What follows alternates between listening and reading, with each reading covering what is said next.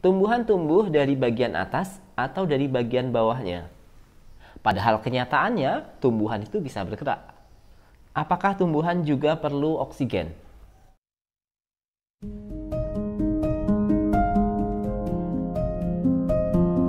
Halo semuanya, saya Agus Maksum, seorang guru biologi di Sekolah Menengah Atas di Kabupaten Siak.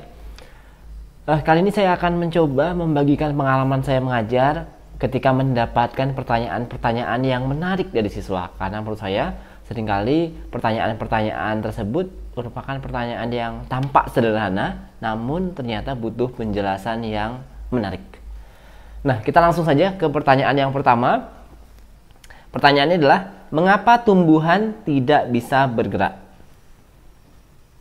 Ya, sesuatu yang sering kita amati, yang selalu kita amati dari kecil. Kita tahu bahwasanya hewan dapat bergerak aktif, kemudian tumbuhan seolah-olah tidak dapat bergerak. Padahal kenyataannya tumbuhan itu bisa bergerak. Nah, hanya saja pergerakannya terbatas. Pergerakannya tumbuhan itu adalah juga disertai dengan proses tumbuhnya. Jadi tidak benar ya kalau tumbuhan itu tidak bisa bergerak. Bahkan ada beberapa jenis tumbuhan yang juga pergerakannya aktif ketika kita menyentuhnya, seperti pada tumbuhan putri malu. Namun demikian, kenapa pergerakan dari tumbuhan itu terbatas? Itu disebabkan karena tumbuhan memiliki dinding sel. Jadi pada bagian sel dari tumbuhan itu terdapat dinding sel, yang mana hal tersebut tidak terdapat pada sel hewan. Jadi perbedaan struktur yang mikro ini, struktur kecil, struktur mikroskopis ini dalam biologi itu bisa mempengaruhi ciri-ciri atau karakteristik dari suatu makhluk hidup. Yang pertama. Kedua, tumbuhan tumbuh dari bagian atas atau dari bagian bawahnya? Nah, menarik ya. Sejatinya jawabannya adalah tumbuhan itu tumbuh dari pucuk batang dan juga di ujung akar.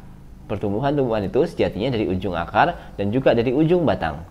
Namun ada beberapa jenis tumbuhan yang dia beradaptasi karena lingkungannya, misalkan pada berbagai jenis rumput. Rumput itu dia beradaptasi dengan herbivora yang memakannya, dan juga kalau sekarang juga orang yang suka memotong rumput, sehingga dia pertumbuhannya itu dari pangkalnya, sehingga daun yang menjulang yang nampak oleh kita itu tumbuh dari bagian pangkalnya. Lanjut ke pertanyaan berikutnya. Apakah tumbuhan juga perlu oksigen? Jawabannya perlu. Jadi tumbuhan sama seperti hewan, sama seperti manusia juga membutuhkan oksigen supaya dia bisa bertahan hidup. Jadi tumbuhan itu tidak semata-mata hanya menghasilkan oksigen, tidak semata-mata hanya memanfaatkan CO2 untuk fotosintesis, untuk proses fotosintesis, tapi dia juga membutuhkan oksigen.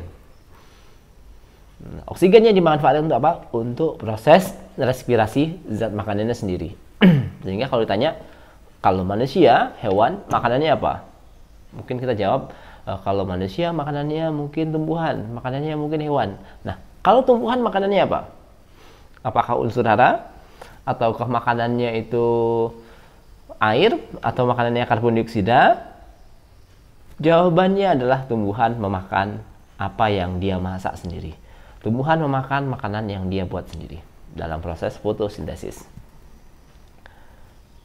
Makanan diubah jadi energi di usus atau di jantung. Nah, ini mungkin pertanyaan untuk hewan dan manusia ya. Makanan yang kita makan itu diubah menjadi energi itu di bagian tubuh bagian mana? Apakah di sistem pencernaan atau di jantung atau di mana? Nah, ini seringkali pemahaman yang salah ya. Kita sudah belajar sistem pencernaan, kita sudah belajar sistem respirasi, kita sudah belajar sistem kemudian sirkulasi, kita juga sudah belajar tentang sel di kelas 11. Namun kita tidak memahami sesungguhnya makanan itu diubah menjadi energi itu di mana.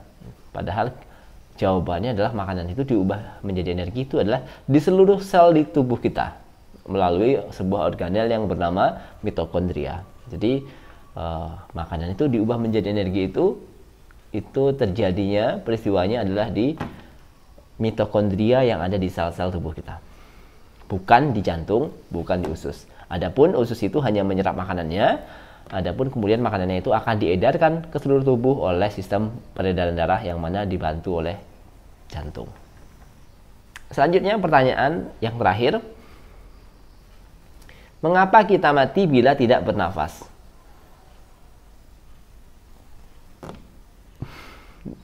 Ya, kita tentu tahu ya bahwasanya kalau kita menahan napas dalam beberapa menit saja kita sudah tidak tahan.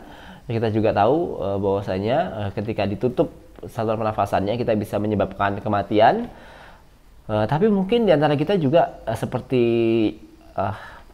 yang bertanya ini ya, mengapa kok kita perlu bernafas? Itu karena tidak tahu selama ini pernafasan itu digunakan untuk apa.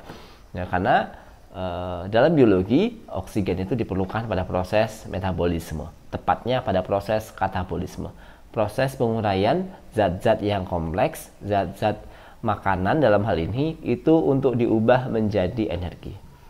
Nah, tadi berkaitan dengan pertanyaan sebelumnya, peristiwa tersebut terjadinya di dalam mitokondria sel, sehingga disebut sebagai proses pernafasan sel ataupun juga proses respirasi sel. Sehingga kenapa kita mati kalau tidak bernafas? Karena ya percuma kita makan, percuma kita mengkonsumsi zat makanan yang berkalori tapi tidak bisa dibakar. Maka oksigen itu diperlukan untuk proses pembakaran. Sebagaimana juga kendaraan bermotor, ya, dia juga punya saringan hawa, untuk butuh oksigen untuk membakar bensinnya. Tubuh kita juga sama, manusia, hewan, tumbuhan juga sama, membutuhkan oksigen untuk membakar zat makanan.